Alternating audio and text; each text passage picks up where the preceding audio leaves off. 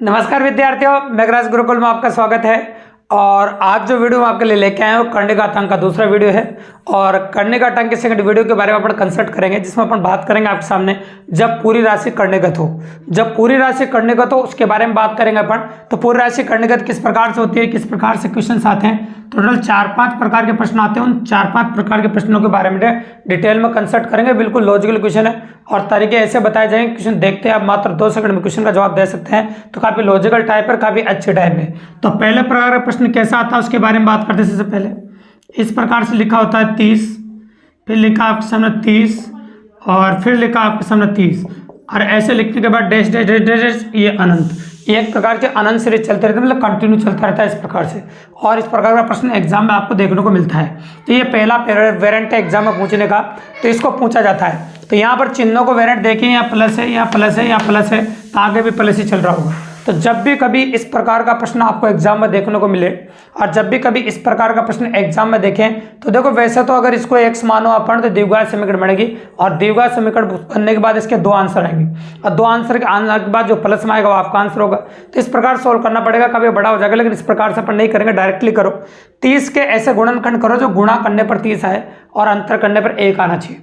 गुणा करने पर 30 आना चाहिए और अंतर करने पर 1 आना चाहिए। तो आप जानते हो 6 और 5 होंगे ऐसे गुणनखंड आपके, 6 और 5 होंगे।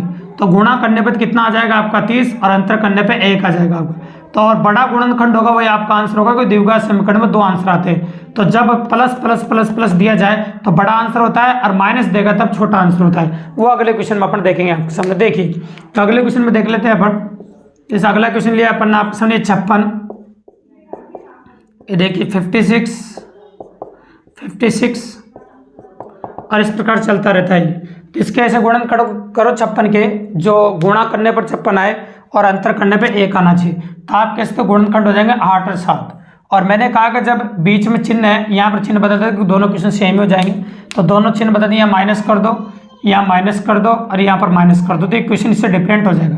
तो यहाँ पर माइनस होने की कंडीशन में छोटा वाला आंसर होता है और प्लस होने की कंडीशन में आंसर बड़ा वाला होता है। बस इतना सा कि आपको ध्यान रखना, बाकी क्वेश्चन में सेम है। तो बड़ा वाला जो गुणनखंड है वो आंसर होता है प्लस होने की कंडीशन में और माइनस होने की कंडीशन में छोटा वाला गुणनखंड आंसर होता है। तो बिल्कुल सिंपल है, काफी इजीली अप्रोच कर सकते हैं। इस प्रकार से होता है आपका क्वेश्चन नंबर 2। अब आते हैं अपने क्वेश्चन नंबर 3 के बारे में, जिसमें संख्याएं गुणा में होती है।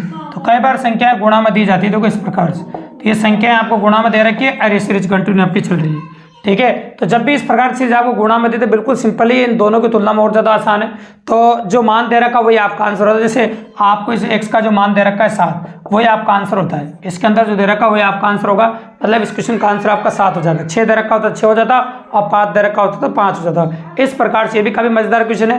तो जोड़ में तो बड़ा गुणनखंड आंसर होता है, घटाओ में छोटा गुणनखंड आंसर होता है, और अगर गुणा में सीरीज दे रखी हो तो वो खुद ही आंसर होता है, ठीक है। तो बिल्कुल सिंपल है, काफी इजीली अप्रोच कर सकते हैं अपन।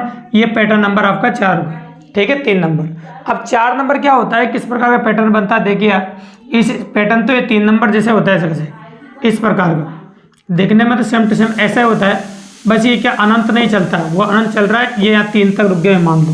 तो यहाँ पर क्या होता है कि जो अंदर जो लिखा होता है ये x का मान होता है। तो x का मान तो कितना हो गया 5, और जितनी बार ये लिखा होता है वो n का मान होता है।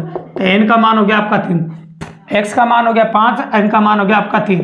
और इसका सोल्व करने का आंसर है आपका x की पावर 2 की पावर n माइनस 1 अपॉन 2 की पावर n।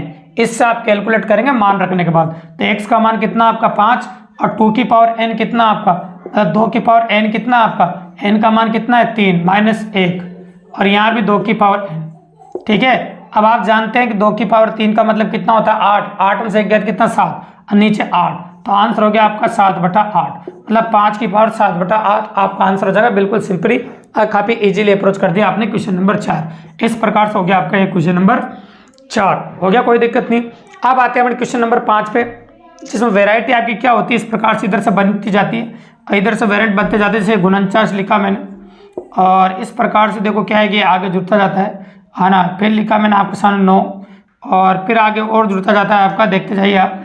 तो इस प्रकार का पैटर्न ऑफ वेरिएंट होता है, कोई बड़ी बात नहीं है। और ये देखिए, और ये लिखा मैंने आपके सामने 32 और आगे और भी अपन बना सकते हैं, जैसे इसका और ले लेते हैं, ये देखिए है ना। तो ये प्लस इस प्रकार से, और ये अपन ने ले लिया आपके सामने 19 और ए को ले लीजिए आप, ठीक है। और यहाँ पर ले लिया अपन आपके सामने जैसे 15 है, ये इस प्रकार से। तो यूँ कहते हैं जब भी कभी इस प्रकार का प्रश्न एग्जाम में आता है तो पीछे से आगे की ओर सोल्व करते हैं, ऐसे पीछे से आगे की ओर सोल्व करते हैं इस प्रकार से। तो पीछे से आगे की ओर सोल्व करेंगे, मात्र 5 सेकंड में क्वेश्चन का जवाब दे पाएंगे। देखो सुनिएगा गौर से। 49 का वर्गमूल कितना होता है 7, 7 जोड़ा 9 में 16 हो गया। 16 का वर्गमूल कितना होता है आपका 4, 4 जोड़ा 32 में 36 हो गया। 36 का वर्गमूल कितना होता है 6, 6 जोड़ा 19 में, 19 में जोड़ते कितना हो जाएगा 25, 25 का वर्गमूल कितना हो गया 5, 5 जोड़ा 59 में 64, 64 का वर्गमूल कितना हो गया आपका 8। तो इस प्रश्न का आंसर कितना गया आपका 8, जो कि बिल्कुल सिंपली कर दिया और काफी इजीली कर दिया। चलो एक बार और देखो ताकि दिमाग में और बड़ा क्लियर हो जाए, कमजोर से कमजोर बच्चा भी समझ सके। देखिए अब तो 49 का वर्गमूल कितना होता है 7, 7 जोड़ा 9 में 16, 16 का वर्गमूल 4, 4 जोड़ा 32 में 36, 36 का वर्गमूल 6, 6 जोड़ा 19 में 25, 25 का वर्गमूल 5, 5 जोड़ा 59 में 64, 64 का वर्गमूल कितना होता है आपका 8। इस प्रकार से अपन कर सकते हैं। तो इस प्रकार टोटल जब पूरी राशि करने का तो टोटल 5 तरह की वैरायटी एग्जाम में बनी है और 5 तरह की वैरायटी इस वीडियो के माध्यम से कंप्लीटली अपन ने बताइए।